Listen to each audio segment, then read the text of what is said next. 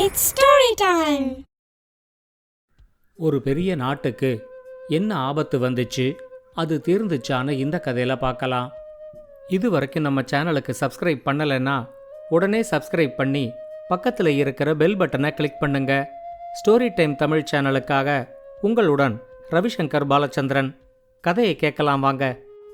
பெருவள நாட்டோட எல்லையா ஒரு பக்கம் கடலும் இன்னொரு பக்கம் நன்னீர் வாவின்னு ஒரு பெரிய ஏரியும் இருந்துச்சு.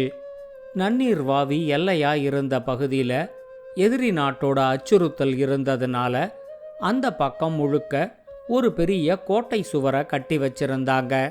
இன்னொரு பக்க எல்லையா கடல் இருந்ததுனால பெருவள நாடு தன்னோட குடிநீர் தேவைகளுக்காக நன்னீர்வாவி ஏரியை மட்டுமே நம்பி இருந்துச்சு. நன்னீர்வாவிக்கும் பெருவள நாட்டுக்கும் நடுவில் பெரிய கோட்டை சுவர் இருந்தாலும் அந்த கோட்டை சுவர் வழியா நன்னீர்வாவியோட ஏரி தண்ணீர் பெருவள நாட்டுக்குள்ள வர்ற மாதிரி ஒரு பெரிய வாய்க்காலை வெட்டி வச்சிருந்தாங்க. வாய்க்காலில் வர்ற தண்ணிய குடிநீருக்கு மட்டும் பயன்படுத்தாம விவசாயமும் கால்நடை வளர்ப்பும் பெருவள நாட்டில் செஞ்சுக்கிட்டு இருந்ததுனால அந்த நாடு ரொம்பவே செழிப்பாக இருந்துச்சு. அந்த நாட்டு மக்கள் எல்லாம் ராஜா பாண்டியனோட ஆட்சியில் நிம்மதியாக இருந்தப்பதான் ஒரு நாள் யாருமே எதிர்பார்க்காத மாதிரி ஒரு சம்பவம் நடந்துச்சு. 2 யானை அளவுக்கு பெருசா இருந்த ஒரு டிராகன் நன்னீர்வாவி ஏரிக்கு மேலே பறந்து போகும்போது எதிர்பாராத விதமா நன்னீர் ஏரிக்குள்ள விழுந்துச்சு. அந்த டிராகனோட ஒவ்வொரு இறக்கையும் 20 அடி நீளத்துக்கு மேலே இருந்துச்சு. வானத்திலேந்து நன்னீர்வாவிக்குள்ள விழுந்த டிராகனோட ஒரு பக்க இறக்கை கோட்டை சுவர் மேலே மோதினதுனால அந்த இறக்கையில எலும்பு முறிவு ஏற்பட்டிருந்துச்சு. எதிர்பாராம விழுந்த அதிர்ச்சியிலையும் ஒரு பக்க இறக்கையில எலும்பு முறிவு ஏற்பட்ட வலியிலையும் டிராகனோட கோபம் இப்ப பெருவள நாட்டு மேலையும் அந்த கோட்டை சுவர் மேலையும் திரும்பிச்சு. கோட்டை சுவரை தாண்டி பெருவள நாட்டுக்குள்ள போறதுக்கு ஒரு வாய்க்கால் இருக்கிறத பார்த்துட்டு அந்த டிராகன் வாய்க்கால் வழியா பெருவள நாட்டுக்குள்ள வந்துச்சு. வானத்திலேந்து டிராகன் வந்து ஏரிக்குள்ள விழறத அந்த நாட்டில் இருக்கிற கொஞ்சம் பேர் தான் பார்த்தாங்க. ஆனால் டிராகன் ஏரிக்குள்ள விழுந்த அதிர்ச்சியை ஒரு பூகம்பம் ஏற்படுற மாதிரி அந்த நாட்டில் இருந்த எல்லாருமே உணர்ந்தாங்க.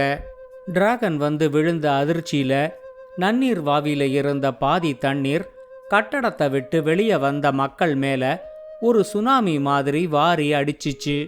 இப்ப மக்கள் எல்லாரும் பயந்து போய் மறுபடியும் கட்டடங்களுக்குள்ள ஓட ஆரம்பிச்சாங்க. ஆனா இதுக்குள்ள அந்த வாய்க்கால் வழியா பெருவள நாட்டுக்குள்ள வந்த டிராகன் அந்த பகுதியில் இருந்த வயல்வெளிகளையும் அங்க மேய்ஞ்சுக்கிட்டு இருந்த கால்நடைகளையும் அதோட வாயிலேந்து வந்த நெருப்பால அழிச்சிடுச்சு. சில இடங்கள்ல வாய்க்கால் ரொம்ப குறுகலா இருந்ததுனால அது வழியா அந்த டிராகனால பயணிக்க முடியல.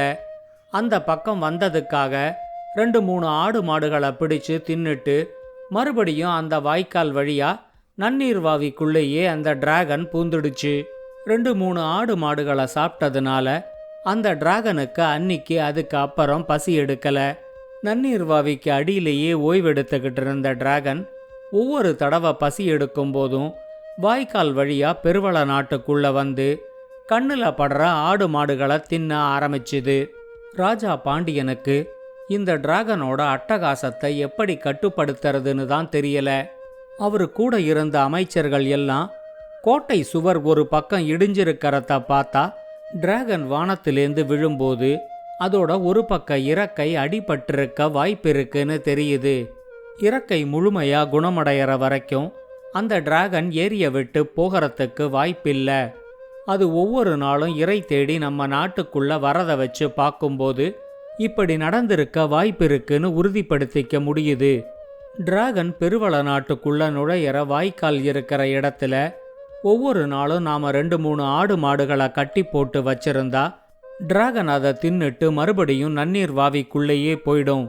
டிராகனே இந்த இடத்த விட்டு போற வரைக்குமோ அல்லது டிராகனை அழிக்கிறதுக்கு ஒரு செயல்படுத்தக்கூடிய திட்டம் நம்ம கிட்ட வர வரைக்கும் நாம இந்த முயற்சியை வேணா செஞ்சு பார்க்கலாம் அப்படின்னு சொன்னாங்க. அமைச்சர்கள் சொல்றத முயற்சி செஞ்சு பார்க்கறத தவிர பாண்டியனுக்கும் அப்ப வேற வழி இல்லை. அதனால அவரு இந்த திட்டத்துக்கு ஒத்துக்கிட்டாரு. அடுத்த நாள்லேந்து ஒவ்வொரு நாளும் சில ஆடு மாடுகளை நன்னீர்வாவியோட வாய்க்கால் பகுதியில் கட்டி போட ஆரம்பிச்சாங்க. சில ஒற்றர்களை வச்சு டிராகனோட நடவடிக்கைகளையும் ரகசியமாக கண்காணிச்சுக்கிட்டு இருந்தாங்க. அவங்க எதிர்பார்த்த மாதிரியே ஒவ்வொரு நாளும் டிராகன் வாய்க்கால் வழியாக வந்து அங்கே கட்டி போட்டு வச்சிருக்கிற ஆடு மாடுகளை தின்னுட்டு மறுபடியும் நன்னீர் வாவிக்குள்ளே போகிறத வழக்கமாக வச்சுக்கிட்டு இருந்துச்சு. இப்போதைக்கு டிராகன் நாட்டுக்குள்ளே வராது அப்படின்னு ஒரு பக்கம் நிம்மதி இருந்தாலும், இன்னொரு பக்கம் இதுக்கு எப்படி ஒரு முடிவு கட்டுறது அப்படின்னு எல்லாருமே யோசிச்சுக்கிட்டு இருந்தாங்க.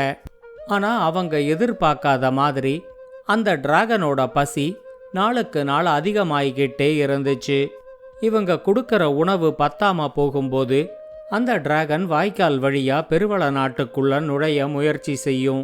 அப்படி அது முயற்சி செய்யும்போது தயாரா வச்சிருக்கிற 1-2 ஆடு மாடுகளை கொடுத்தா அதை தின்னுட்டு அது மறுபடியும் நன்னீர் வாவிக்குள்ள போயிடும்.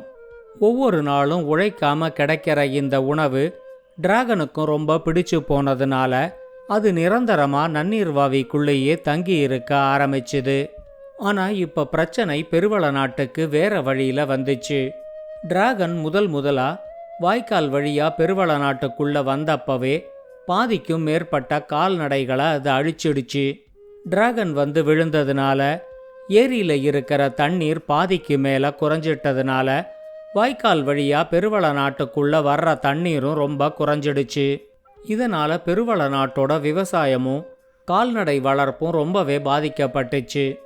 டிராகனுக்கு கொடுக்க அடுத்த 2 மாசம் வரைக்கும் தான் கால்நடைகள் கையிருப்புல இருந்துச்சு. இது வேற அந்த நாட்டு ராஜா பாண்டியனுக்கும் அமைச்சர்களுக்கும் ரொம்ப கவலையை கொடுத்துச்சு. ஒருவேளை கால்நடைகள் பற்றாக்குறை ஏற்பட்டா அதை ஈடுகட்டுறதுக்கு மனிதர்களை தான் அனுப்ப வேண்டியிருக்கும் அப்படின்னு அமைச்சர்கள் சொன்னதை கேட்டு ராஜா பாண்டியன் ரொம்பவே மிரண்டு போனாரு. ஆனா கால்நடைகள் தீர்ந்ததுக்கு அப்புறமா இதை பத்தி முடிவெடுக்க முடியாதுங்கிறதுனால நாட்டு மக்கள்கிட்ட இந்த பிரச்சனையை எடுத்து சொல்லி ஒவ்வொரு நாளும் 2 பேர் டிராகனுக்கு உணவாகிற மாதிரி இருக்கும், நமக்கு இப்போதைக்கு வேற வழி இல்லை அப்படின்னு சொன்னாரு. நாட்டில் இருக்கிற எல்லாரோட பேரையும் எழுதி போட்டு அதில் குலுக்கல் முறையில் 2 பேரை ஒவ்வொரு நாளும் தேர்ந்தெடுத்து டிராகனுக்கு உணவா கொடுக்கலாம் அப்படின்னு முடிவு செஞ்சாங்க. ராஜா பாண்டியன் முதல் சீட்டில் தன்னோட பேரையும், 2வது சீட்டில் ராணியோட பேரையும், 3வது சீட்டில் இளவரசி அமுதா பேரையும் எழுதி குலுக்கலுக்காக வச்சிருக்கிற குடத்துக்குள்ள போட்டாரு. ராஜாவே இந்த குலுக்கல்ல பங்கெடுக்கிறதுனால நாட்டு மக்களும் வேற வழி இல்லாம அவங்க பேரை சீட்டில் எழுதி குடத்துக்குள்ள போட்டாங்க. எல்லாரோட சீட்டும் வந்ததுக்கு அப்புறமா அதை எல்லாத்தையும் நல்லா குலுக்கிட்டு ஒரு சின்ன பையனை விட்டு 2 சீட்டுகளை மட்டும் ராஜா எடுக்க சொன்னாரு. யார் பேர் சீட்டுல வரப்போகுதோங்கிற பயத்துல நாட்டு மக்கள் எல்லாரும் ரொம்ப பயத்தோட பார்த்துக்கிட்டு இருந்தாங்க. ஆனா யாருமே எதிர்பார்க்காத மாதிரி அந்த 2 சீட்டுல ஒரு வயசான விவசாயியோட பேரும் இளவரசி அமுதாவோட பேரும் இருந்ததை பார்த்து ராஜாவுக்கு ரொம்ப அதிர்ச்சியா இருந்துச்சு. சீட்டுல அமுதா பேர் வந்தது தெரிஞ்சதும் அந்த நாட்டோட ராணி தான் ரொம்பவே அழுது ஆர்ப்பாட்டம் பண்ணினாங்க. அமுதாவுக்கு பதிலா முதல் நாள் டிராகனுக்கு உணவா நான் போறேன் அப்படின்னு அவங்க அழுதுகிட்டு இருந்தாங்க. ஆனா அமுதா இதுக்கு ஒத்துக்கல. சீட்டுல தன்னோட பேர் இருந்ததுனால முதல் நாள் டிராகனுக்கு உணவா தான் போக போறதா சொல்லிட்டாங்க.